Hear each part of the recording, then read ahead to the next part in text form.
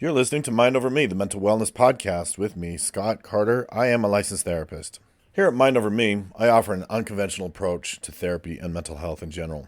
The therapy system is misguided and broken. So many people are turning to mental health professionals for help, and they're just not finding it. It's my goal to bring some unconventional means, unconventional views, and maybe some unconventional techniques to helping people find mental wellness. Instead of being dependent on a system or a medication or a professional for mental wellness or mental stability, my goal is to always empower and help people by teaching them how to help themselves. This podcast is about self-efficacy, self-determination, and self-empowerment. Every person needs to find a better connection with themselves. Whether you realize it or not, you are the answer to your problems. You just need better information, and I hope to give it to you. So, thank you for being here. Let's dive in. All right, my friends, welcome back to the next installment of Mind Over Me. There's a roofing project happening on the neighboring structure. So hopefully you don't hear any loud noises and pounding and nail guns and stuff like that. Hopefully it won't come through the mic. I had kind of been putting off recording this week. So I was having a hard time picking a topic. It's just been, things have been kind of crazy. Things have been kind of a whirlwind. Lots of crazy stuff going on. Lots of, the world just feels like a whirlwind. It continues to do so.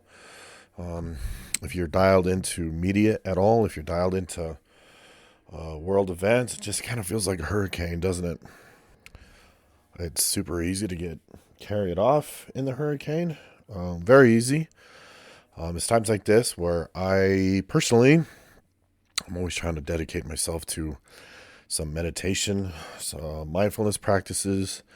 Right now, I'll tell you what I'm working on. So, if you're new to this podcast, my name's Scott. As you know, I like to share some of the things that are on my mind. A lot of my podcast episodes are just stuff that's on my mind. Mental health and wellness and personal growth are just things that are always on my mind. It's just part of my life. It's just part of my identity. It's part of who I am. And so sometimes I like to share some of the things that I'm working on, what it is that I'm personally doing as a mental health professional. I strongly advocate that if you're seeking a therapist, you should seek one who works on themselves, who's dedicated to their own growth. Because frankly, not all of them are.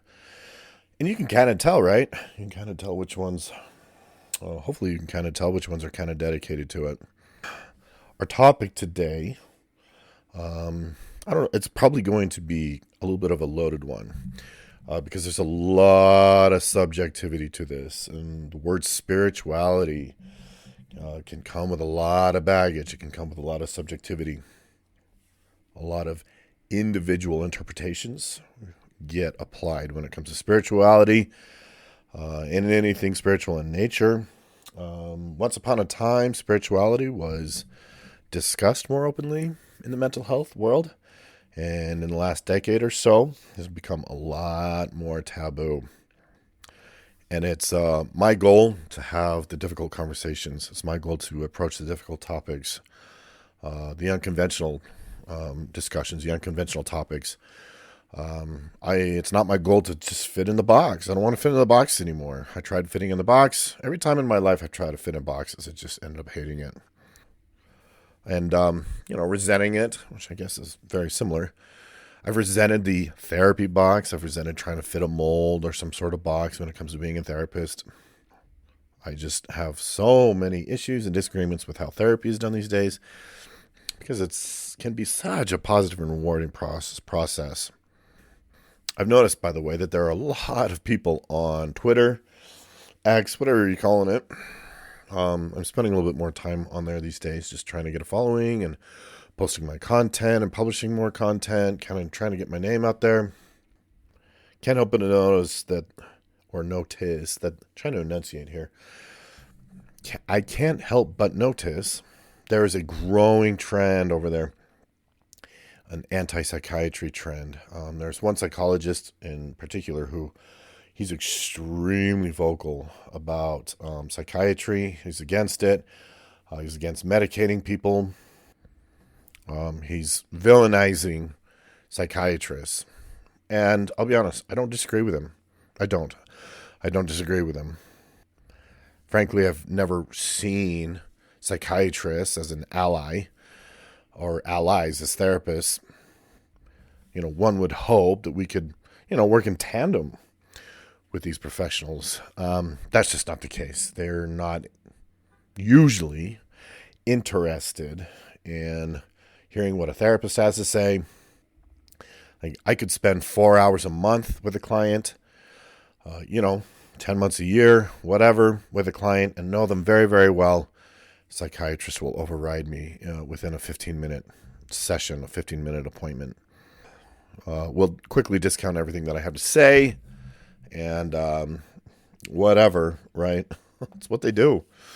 It's just what they do. They don't care what the therapist says. It's like, man, I've been doing a deep dive with this person for a long time now. I think I probably have some insights. No, they're not interested. They're not interested. So I've not had great experiences with psychiatry, but I just think it's interesting that there is more and more happening right now where mental health professionals, psychologists and therapists are talking poorly about psychiatry.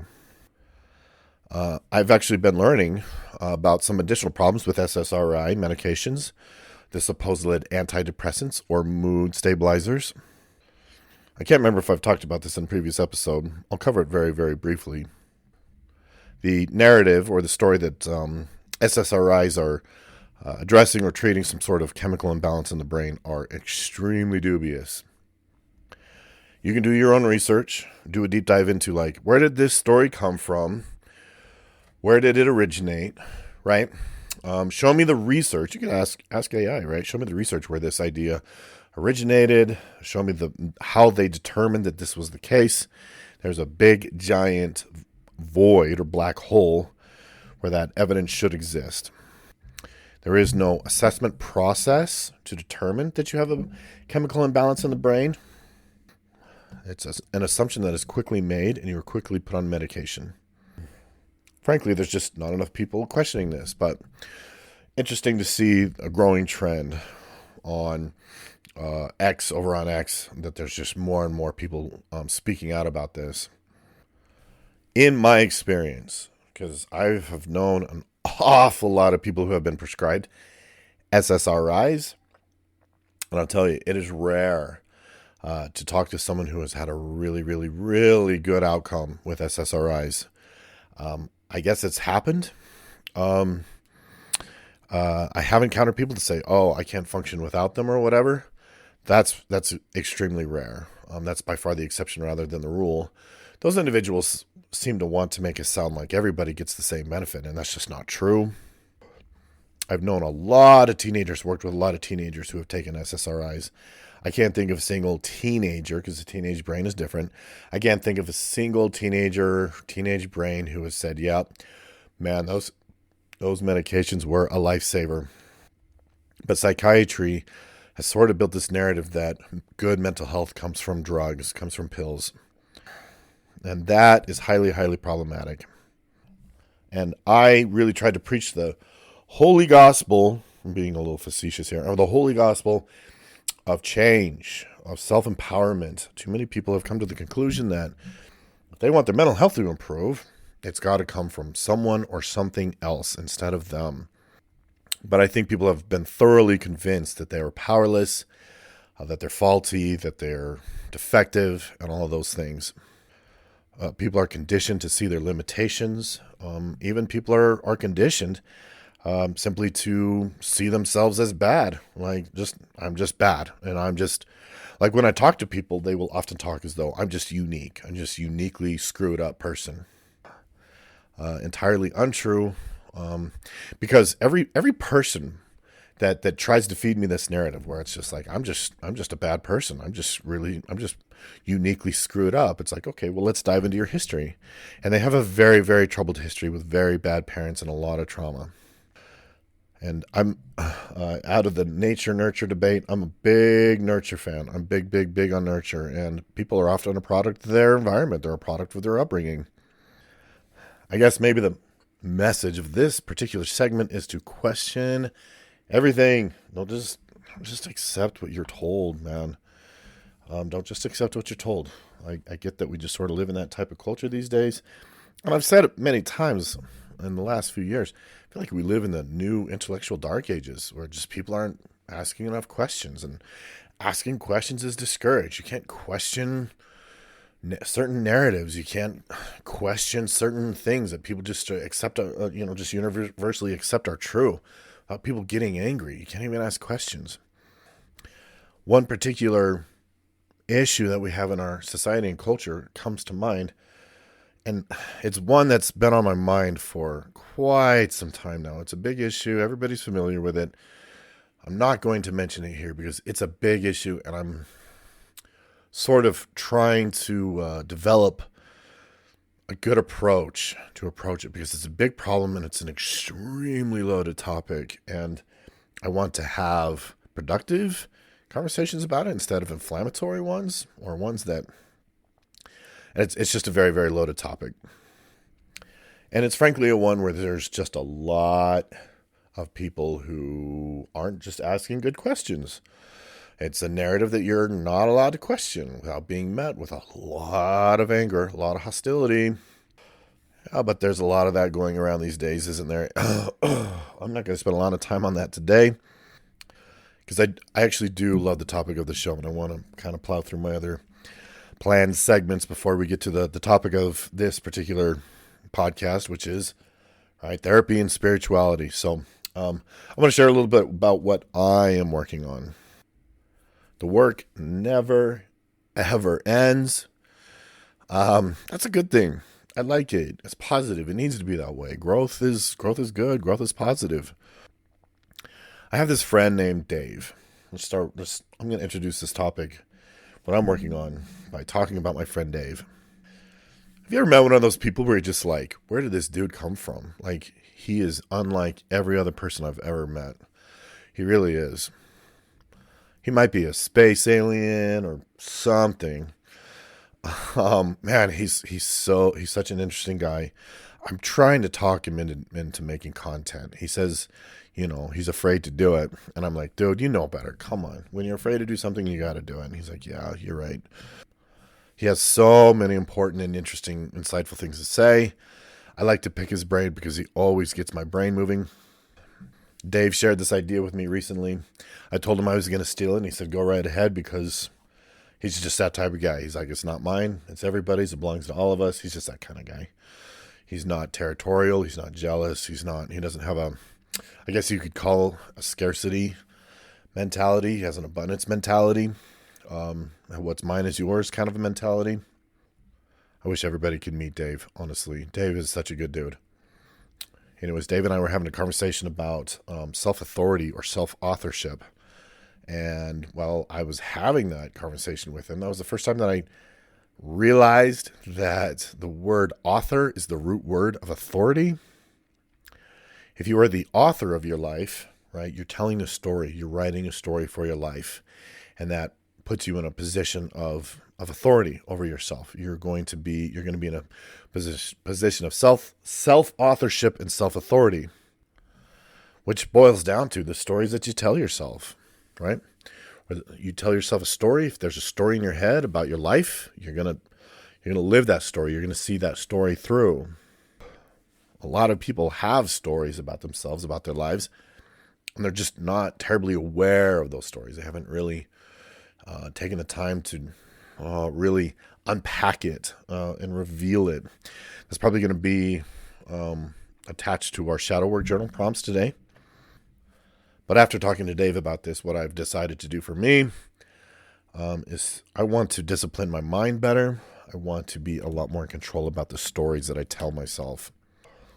I'm a firm believer that when your story changes, you change. This podcast is all about Inside Out, not the Disney movie, but truly I believe that the best change, the biggest changes happen from the inside out, which is why I'm such a big fan of shadow work, Jungian psychology, psychoanalytic therapy. I wasn't always, actually. I used to think talk therapy, certain types of talk therapy, psychoanalytic therapy was crap. I thought it was garbage. Now I'm a huge fan. I love it. the fastest way to change yourself is to go inside out. The fastest way to change your life is inside out. You can get busy rearranging your external circumstances, your circumstances in your life, whether it's your relationship, your job, where you live, blah, blah, blah. And it's just not going to penetrate into the deepest core of yourself and change it. It is very, very unusual for people to get much progress when they work from the outside in instead of the inside out. Just last night, I was in a session with a client who initially came to me about a year ago, almost exactly a year ago. He walked in the door and he said, "I'm here to do deep shadow work." And I was like, oh boy, because I love that stuff, man. It is powerful. It's cool stuff. It's just a connectiveness there, which goes along with the spirituality piece of what we're going to get into later. And I asked him, I was like, so how was that year? Like, looking back on the last year, how would you summarize it? What do you think? How do you feel about that year? And he says it has felt like 10 because of how far I've come in that year. And I was like, man, that is music to my ears. That is music to my ears. That means we're doing good work. That means it's working. That means that our shadow work and our inside out is working. Working. So back to what I was talking about for myself. I am working to be very, very, very strict about my self-talk and the stories that I tell about myself. So I'm getting a lot more strict about what stories I tell and how I tell those stories. Even just a few months ago, one of my stories was, everything has always been such a struggle, and why is everything so hard for me, and why is it just felt like such a climb, blah, blah, blah. So my story was one of struggle, and that's how I had come to define myself, as one who struggles. And I realized I don't want that story anymore, so I'm changing that story. Instead of seeing struggle, I see strength. Because that's where strength comes from. So that's a little bit of what I'm working on. Just food for thought, give you some insights. Let's move on to our shadow work, journal prompts. Then we'll get into the topic of this particular episode.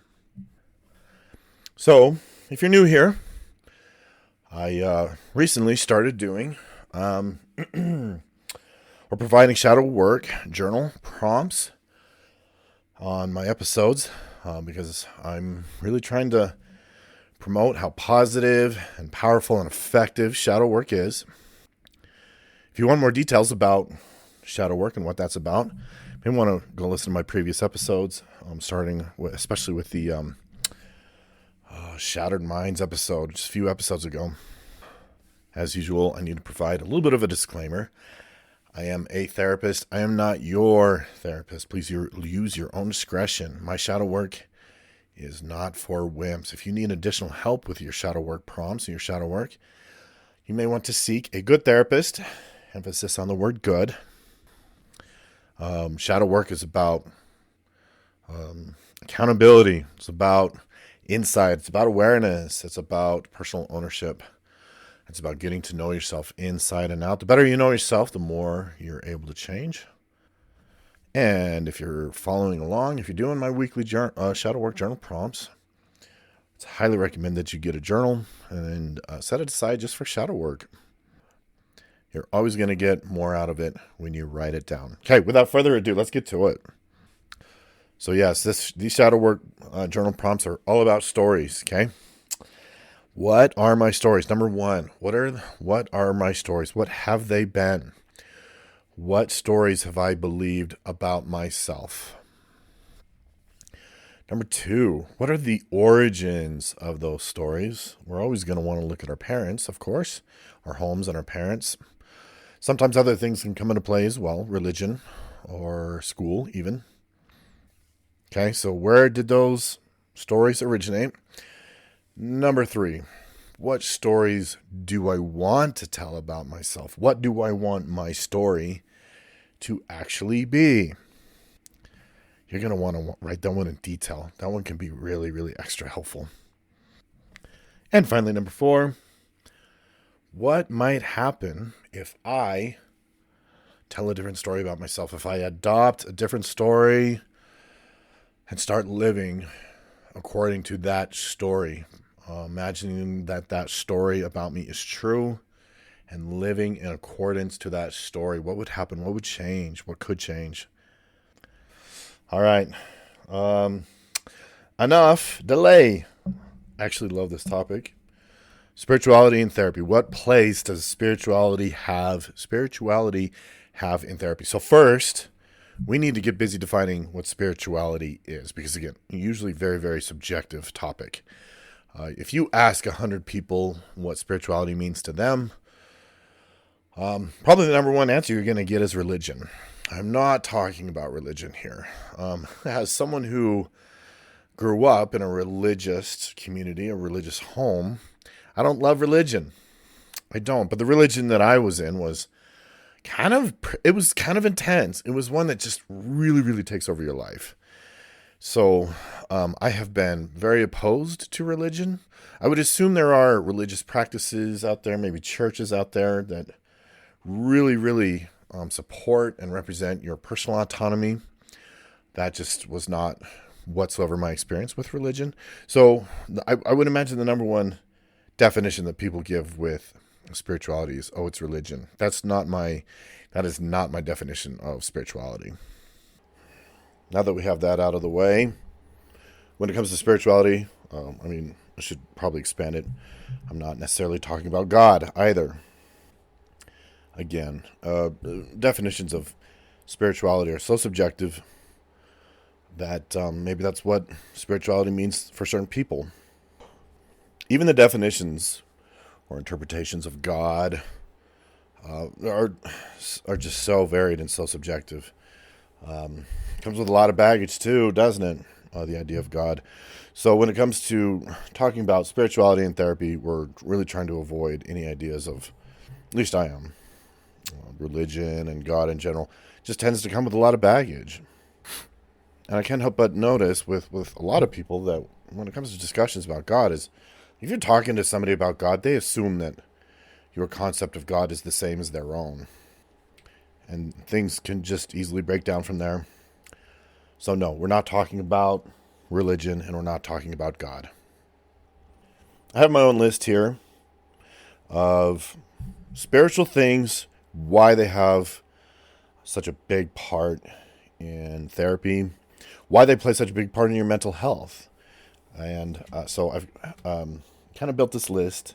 I do want to also make it known that mainstream therapy typically does not support spirituality. There are a lot of spiritual therapists, and frankly, they're sort of underground. Or at least a lot of them kind of fly under the radar. A lot of therapists are going to discourage anything of a spiritual nature. They're going to try and tell you that it's unethical. That's false. I even remember in my early days doing mental health assessments and asking people, like, are you spiritual at all? It's just one of the questions. Open-ended question. And again, most of the time people are like, no, I've never been to church. Okay, I'm just going to dive into this list. So you're going to have a better idea of exactly what I'm talking about, where this rubber meets the road, how to apply it, why it's important to you, why it is crucial and essential to the integration of just good mental health. This is mostly in no particular order. There is one point of this that I'm probably going to leave to the end. My number one thing when it comes to spirituality, I'll leave it to the end. Okay, number one, connection to others and the world. Having a meaningful connection, or a positive, meaningful connection to other people, to the world, and to your experiences. I read a book years ago called Lost Connections. It was a book about depression, lost connections. It was written by a guy who was not a clinician, but it was a very good book. And he argued that one of the reasons why we're experiencing so much depression is because we're lacking meaningful connections in our lives. And I thought it was a brilliant point, and I totally agreed with the guy. When you create meaningful connections to other people, right, you can share empathy with those people. You can have shared experiences with them. Life doesn't seem so disconnected and lonely when you have that, right? There is a shared humanity even. I remember watching these videos fairly recently where this guy was being a tourist. He was traveling in Iran, And Iran is kind of a intense country and not necessarily a good place for Westerners to go. Regardless, he had a lovely experience. He didn't speak the language, but he loved the food, he loved the people, and it was really cool to watch. And that's the type of thing that I'm talking about. Really, it's just having a sense of deeper meaning and connection with other people and your life experience. We are so wrapped up in materialism and consumerism, and it's fake, it's shallow, it's not fulfilling. It's very unfulfilling. In my opinion, it's my opinion that material is the opposite or the antithesis of spiritual. The more you seek the material, the less spiritual you're going to be. You're just going to feel disconnected and empty. I hear people say all the time, as a therapist, especially young people, life feels pointless. They tell this to me all the time, that life just generally feels pointless. And honestly, that can be improved with some of this spirituality that I'm talking about. You can improve those connections. You can increase your sense of like, oh, there is a purpose to life. Life does have a sense of meaning or connection to it. Number 2, related, similar, experiencing compassion. Okay, the word compassion means to suffer with. And people these days would be like, suffer? No thanks. And yet, many great teachers, I believe, spiritual teachers, including Viktor Frankl, and then we'll go to Buddha. Buddha, same thing, but again, this is non-religious.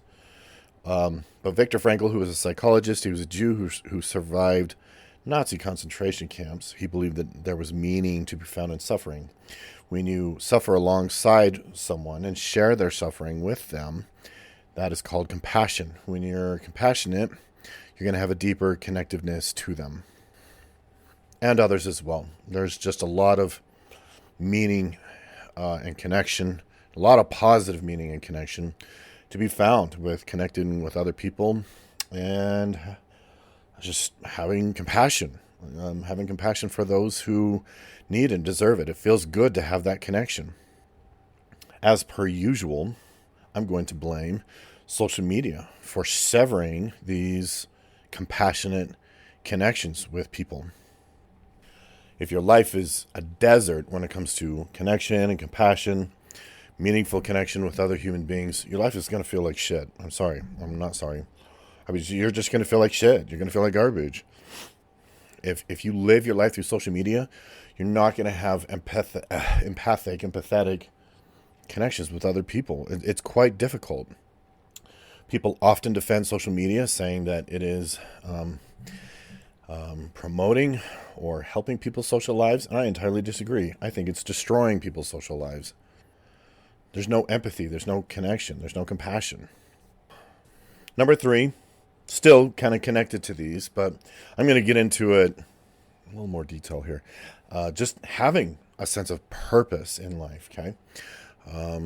Like, again, with people telling me that there's no purpose to life, that it just feels pointless. Well, a lot of people have found a sense of personal purpose. It's a highly connected experience.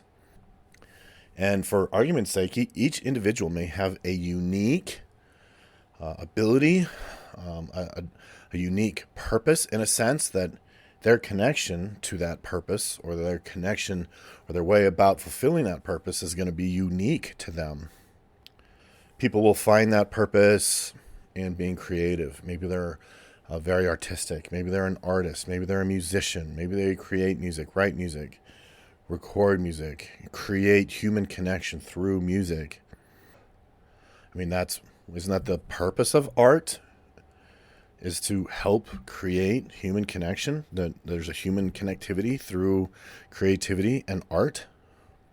Have you ever listened to any music or looked at a painting and thought, and just had that feeling or that emotion to it and thought, wow, that person really understands what I'm going through? Have you ever had that experience? Because I certainly have. I've had that experience many times over. So there's a little bit of a triad there, but all those things are interconnected. Most things in the spiritual are Okay. Number 4. This one is going to be this one's probably going to be a little misunderstood. I'm just going to touch on it. The ever controversial, sought after ego death, transcendence of ego. I don't necessarily believe in or support the idea of ego death. I think that's kind of misguided. I don't believe that we should be getting busy cutting off or severing or trying to amputate certain parts of ourselves psychologically or otherwise, especially not physically. Don't do that. And if you want some more detail on that, I highly recommend listening to my Shattered Minds episode where I talk about the different parts and the need to integrate those different parts. There are just too many people these days, I find, who are kind of attached to the notion that happiness or a good life is going to be found from killing the ego. And so they're trying to, murder it in some way. A, I don't think it can be done. B, I don't think you're going to be able to kill your ego without causing more harm to yourself. The idea of transcending the ego instead is to rise above it, rise above the influence. Think of it as having a friend who might not be the best influence, and maybe you care about that friend. You just stop listening to him because he's a bad influence, or you just I don't know. I think about one of my absolute closest friends, and sometimes I just think, dude, you have no idea what you're talking about. But I still love him like a brother because he's such a good friend to me, and we've been friends forever, and we're super close. But when we transcend the ego, we might meditate, for example. I'm a big fan of meditation, using other mindfulness practices. And so that when you transcend the ego, you become present, mindful. That's what mindfulness is. You're present in the moment, and you experience higher levels of peace, humility, gratitude, and peace. So again, I'm a very avid meditator, pretty religious about it, and it's just been such a positive thing for me in my life. And be able to feel that greater sense of connection through meditation has really helped me. But instead of seeing the ego as something that needs to be, you need to commit homicide on, think of it as something that you need to rise above, that you need to transcend, and think of it as like getting into maybe a little bit of a higher state of mind. That's what transcendence means, of course. Number 5. I think we're at number 5. I already kind of mentioned this when I mentioned Viktor Frankl and Buddha. Resilience in suffering. So this is a little bit of a rabbit hole. There's a whole school of thought behind this. It was taught by Viktor Frankl. I already mentioned that. Being repetitive here. Buddha also mentioned this. There are many accounts of other people who have found extreme, intense connection and resilience through suffering. A lot of these great teachers taught us that in those moments, there was just intense ability for personal and spiritual growth, and just a greater level of connection to the self. I'm going to get to that, having a greater connection to yourself. Number 6, I feel like this one's really important.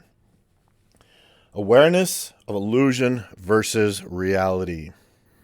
So, for example, in this one, there's going to be a lot of societal narratives. For example, you are only lovable according to what you accomplish. You're only valuable according to how successful you are, maybe how much money you make, for example. And this is going to be a little bit of a teaser for maybe some episodes down the road. For example, there is a war, our culture has a war on masculinity. And when you actually look at it closely and zoom out a bit, it's also a war on femininity. And that's a whole other topic, very complex one, extremely controversial. But that is my personal truth and one that I have come by just having a deep spiritual practice and seeking truth versus reality, right? Or I mean, illusion versus reality. We have this illusion that, right, masculine traits are inherently evil. For example, being able to see beyond that, or that getting good grades is the most important thing that you'll ever do. This is what I hear from teenagers all the time. I ask teenagers all the time, what is the most important decision you'll ever make in your life? You know what they say, almost every single one of them? Going to college. It's like, yeah, no. It's not even my top 5. But a lot of teenagers believe this, that the most important decision they'll ever make is going to a good college. What a joke. I mean, be able to see, right, reality versus illusion. And if you're sitting there thinking, well, what is the most important decision in life? That's easy. The person that you marry. Easy. Number one decision you will ever make is the person that you marry. Easily, hands down. Number 2, easily, hands down, whether or not you choose to have children. These are easily the most important decisions you will ever make. Let's get back to the list here. Number 6. I love this one. It's a whole other topic. Very abstract, kind of complicated. Authenticity, living authentically. What this means is living true to you, being true to yourself. Okay? And the last point that I'm going to make, it's going to be after this one, it's going to be number 7, is a deep connection to yourself and your identity. So the reason why I kind of spoiled it is because this authenticity is an extremely crucial part of all of that equation. It's very difficult to be true to yourself if you don't know who you are, right? It's extremely difficult. It's extremely difficult to remain, true to your values, true to your identity if you don't have one. Identity is a whole other topic. A lot of my previous episodes have been kind of building up to identity, the identity topic. Authenticity is really acting just in accordance with yourself, an alignment with who you are without fear, living according to your deepest values and your deepest truths. And again, you can't live your deepest truths if you don't know what they are. And if you ask me, perhaps life's most important pursuit, though you wouldn't know it by paying attention to our modern culture, is to find yourself and live in accordance to your deepest truth. And finally, let's get to number 1. I already mentioned it, having a connection to yourself. I put this one last. I put this one as the number 1 and most important spiritual practice for each person, because I truly believe that whether you realize it or not, your relationship to yourself is the most important thing in your life. We look at the world around us and we go, wow, what happened? Why is everything such a mess? How did we get here? Why is everything such a train wreck? And I truly believe it's because we have become more disconnected than ever, especially to ourselves. And that there is almost like, if there's a connection to ourselves, and we call that spirituality, there truly does, to me, feel like we are in the middle of spiritual warfare because of how many things are here to pull you away from having a deeper connection to yourself.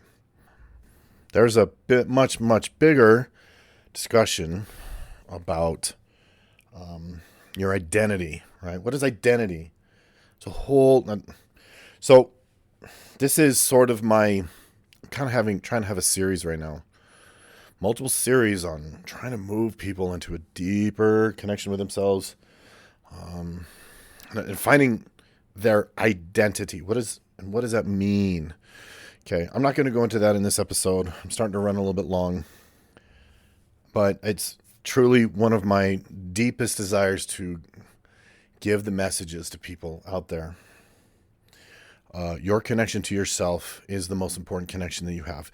Your relationship with yourself is the most important relationship that you can have. I truly believe, with every fiber of my being, I hate that phrase. If you know, you know. I'm from Utah. If you know, you know. that the reason why everybody and everything is falling apart is everybody is disconnected from themselves. And I believe that when people create a deeper connection to themselves and frankly find healing in that, that's where healing, true healing, is found in that connection, y'all. And when people find that, they're just better people, plain and simple. And then there's a greater sense of personal responsibility in this world, right? It's because what I hear from so many young people is like, wow, the world sure is horrible. And I'm like, yeah, well, it seems to be in a troubled state. Yeah. And they go, wow, yeah, people are so shitty. And I'm like, well, in what ways? And they'll make a list. Oh, people are bad this way and people are shitty that way. And I'm like, well, I mean, you kind of do those things. I'm just pointing it out. I'm not calling you bad. I'm not calling you shitty. I'm just pointing it out. And their attitude is like, well, I'm shitty because they're shitty. And I'm like, okay, well, wouldn't that mean that it's your job to be less shitty? Oh, I'll be less shitty when they're less shitty. Oh, right. That's sort of the attitude. And it's like the sense of personal responsibility and all of this has gone away, has left. We all have an obligation, I believe, to have a closer connection to ourselves. Okay. So all of these are these are just my points of spirituality and why spirituality has a major important role in therapy and counseling. So you're not going to find this stuff in a diagnosis. You're not going to find this stuff in a treatment plan. You're not going to find an insurance company that's going to recognize these things as a reason for treatment. Again, it's like the system, to me, has created this war on spirituality, a war against ourselves. And so early on in this episode, we did the shadow work journal prompts, which I do I've been doing in all of my episodes lately. Shadow work is one path that will help you create a deeper connection to yourself. The more I do my own shadow work, and the more that I help clients with their own shadow work, the more I see the deep, powerful impact that it has. Okay, so I'm wrapping this up. I got shit to do, man. I got other shit to do. There's stuff that I am involving myself in that I love doing. I do. I love it. And I do it only because I love it. Is it going to get anywhere? Is it going to take me anywhere? I don't know. I just do it because I love it. So, and I hope you will find similar things. Okay. So I am signing off. Don't forget to like, subscribe, share, whatever we do on podcasts. Thank you for being here. Thank you for listening. Okay. And I'm giving my sign off. You must do hard things.